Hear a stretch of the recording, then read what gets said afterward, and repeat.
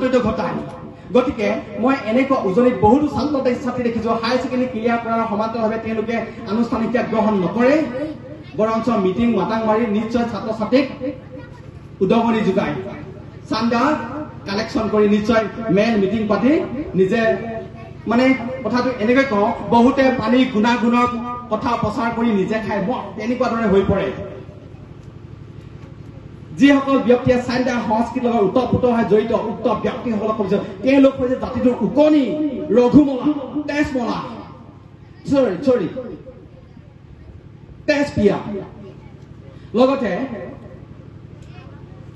আজি আমি অন্যান্য জাতিৰ তুলনাত ইমান কৰ্মঠ নহয় আৰু সেইকাৰণে অন্যান্য ৰাজ্যৰ তুলনাত অসম যথেষ্ট পিছপৰা গতিকে আমি আনুষ্ঠানিক শিক্ষাৰ মাধ্যমেৰে আনুষ্ঠানিক শিক্ষাৰ সমান্তৰালভাৱে আমি একোগৰাকী কৰ্মঠ ব্যক্তিও হ'ব লাগিব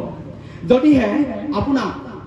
কোনো এজন ব্যক্তিক কোনো এখন কাম পাছিলে মুখখন যদি উফন্দাই উঠে তেওঁ কোনো মহানতাৰ কাৰণে জন্মগ্ৰহণ কৰা নাই পুনৰবাৰ কওঁ যদিহে মা দেউতাই আপোনাক কোনো এখন কাম পাছিলে যদিহে আপুনি মুখখন উফন্দাই উঠে জানিব আপুনি কোনো মহানতাৰ উদ্দেশ্যে জন্মগ্ৰহণ কৰা নাই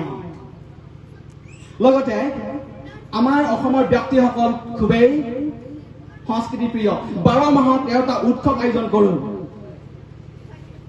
যেতিয়া ছাৰ আইজাক নিউটনে মাধ্যাকৰ্ষণ শক্তি আৱিষ্কাৰ